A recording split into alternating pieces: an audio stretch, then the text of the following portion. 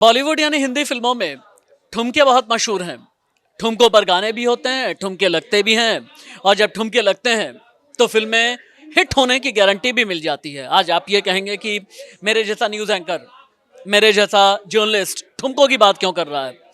आज भारतीय सियासत में ठुमके सुर्खियों में है, ठुमका शब्द सुर्खियों में है। न्यूज़ में ममता बनर्जी हैं, यानी पश्चिम बंगाल के मुख्यमंत्री, और खबरों में हैं गिरिराज सिंह, केंद्रीय मंत्री। इसके पीछे की वजह क्या है? सबसे पहले तो आप ये जानें, कोलकाता में अंतर्राष्ट्रीय फिल्म महोत्सव था। कई एक्टर एक्ट्रेसेस स्टेज पर थे, ममता बनर्जी भी स्टेज पर थी। ममता बनर्जी ने कोशिश ये की कि थोड़ा सा डांस करें और हल्के फुल्के अंदाज में लोगों तक अपनी बात पहुंचाएं। लेकिन ममता बनर्जी ने जब डांस किया तो इसी डांस को ठुमका कह करके केंद्रीय मंत्री गिरिराज सिंह ने संबोधित कर दिया। अब ऑल इंडिया तृणमूल कांग्रेस की जो महिलाएं हैं गुस्से में लाल हैं। उनका ये कहना है कि इस तरह का कंट्रोवर्शियल स्टेटमेंट कैसे दिया, ये नारियों के खिलाफ है, महिलाओं के खिलाफ है, और ये बताता है कि एक पार्टी विशेष जो है वो कैसे उस महिलाओं को लेकर के उनकी विचारधारा क्या है। अब गिरिराज सिंह ये कह रहे हैं कि मैंने तो ऐसा बयान में कुछ कहा ही नहीं, लेकिन असली सच्चाई है क्या? ठुमके पर इतना ज्यादा बवाल कैसे है? अमन, ये ठुमके वाली कहानी क्या है? ठुमके की वजह से आज सियासत में इतना बवाल क्यों है? सर दरअसल दो से तीन दिन पहले एक फिल्म फेस्टिवल का आयोजन किया गया था कोलकाता में, जिसमें सीएम ममता बनर्जी भी शामिल थी, क्योंकि उनके स्टेट में एक कार्यक्रम था तो वो भी गई थी। तो उसमें बॉलीवुड के कई सितारे शामिल हुए, जैसे सोनाक्षी सिन्हा और सलमान खान जैसे कई हस्तियाँ शामिल थे। तो उसमें एक वीडियो है, जो वीडियो काफ़ी उस समय पे ट्रेंड किया था और लोगों ने उसको पसंद भी किया था, जिसमें ममता बनर्जी सलमान खान के साथ, सोनाक्षी सिन्हा के साथ तो डांस करते हुए वो नज़र आ रही थी। वो दिख रहा था कि वो थोड़ा सा आगे पीछे करते हुए थोड़ा सा वो जैसे डांस कर सकती है, उन्होंने वो किया। तो अभी वो ऐसा गिरिराज ने जब ये बयान दिया कि ममता बनर्जी फिल्मों के साथ वो नर्तक जैसे शब्दों का इस्तेमाल किया, कि डांस किया, तो हालांकि गिरिराज ने कभी ये नहीं कहा कि उन्हें वो बयान दिया, ना ये बयान अभी कहीं सामने आया, लेकिन टीएमसी ने इसको मुद्दा बनाया कि ये बयान गिरिराज की तरफ से बहुत ही घटिया तरीके से दिया गया है, और वो भी बहुत ही महिला सीएम है, तो वो नहीं देना चाहिए था। वो अमर्यादित है, अशोभनीय है। आकांक्षा, थोड़ा सा आगे आ जाओ। ये ठुमका वाली सियासत इतनी क्यों गरमाई है? क्या वाकई में ये जायज़ है? क्या रेलेवेंट है कि ठुमका वाली सियासत में इतनी आग लगाई जाए? क्या ऑल इंडिया तृणमूल कांग्रेस की जो महिला सांसद हैं, जो बवाल कर रही हैं, हंगामा कर रही हैं, वो जायज़ है, वो ठीक है तुम्हारी नज़र में? देखिए, अगर कोई गलत स्टेटमेंट दिया जाता है तो हमारे देश में प्रोटेस्ट करने का हक सबको है, और ख़ास करके ये बयान एक महिला मुख्यमंत्री के खिलाफ दिया गया है। तो ये अगर इस तरीके का बयान सच में दिया गया है तो ये बहुत ज़्यादा निंदनीय है और प्रोटेस्ट होना चाहिए। हालांकि बात ये है कि इस हर चीज़ का ठुमका शब्द में क्या बुराई है? अगर कोई कहे कि हाँ ठुमका लगा रही थी, इसमें बुराई क्या है? देखिए, बात इंटेंशन की होती है। ठुमका शब्द कोई गलत शब्द नहीं है। इंटेंशन का फैसला कौन करता है, आकांक्षा? ये पॉलिटिक्स है। पॉलिटिकल पार्टी एक दूसरे पर वार पलटवार करती हैं, एक दूसरे नेता को नीचे दिखाने की कोशिश की जाती है।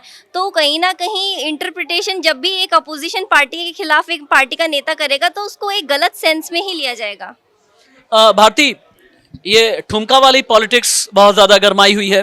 मेरा सिंपली एक ही सवाल है, ठुमका शब्द में क्या बुराई है भाई? ठुमका शब्द के साथ में तो गाने भी होते हैं, हम ठुमका लगाते भी हैं, लगाते हैं, हम आपस में दोस्ती में कहते हैं ना भाई तुम अच्छा ठुमका लगा रहे हो या तुम अच्छा ठुमका लगा रही हो। ठुमका शब्द में क्या दिक्कत है? सर, ठुमका शब्द में कोई दिक्कत नहीं है, उसमें इंटेंशन में, कहने की इंटेंशन में दिक्कत है, और आपने किस कॉन्टेक्स्ट में बोला है उस बात में दिक्कत है।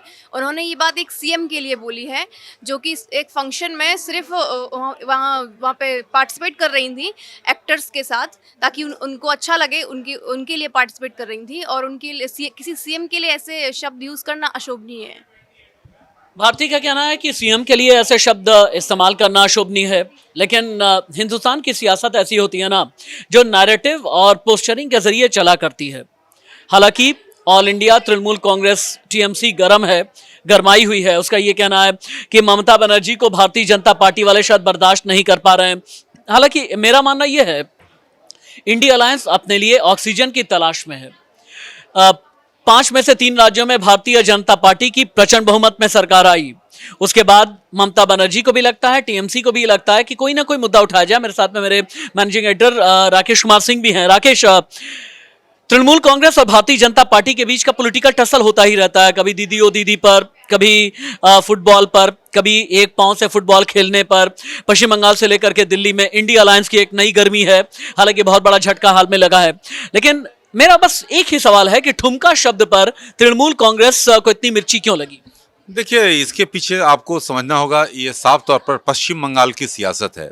ये टीएमसी को लगता है कि जिस तरह से बीजेपी ने 3 राज्यों में प्रचंड जीत दर्ज की है और बीजेपी का उत्साह जो है अभी चाहे कार्यकर्ता हो चाहे नेता हो वो काफ़ी है, तो ऐसे में अब उनको खतरा लगता है कि यहाँ पर जो मुकाबला है, क्योंकि लगातार ममता बनर्जी देखिए वैसे मुद्दों को छूती हैं जो कि उनको वोट बैंक में तब्दील हो सके।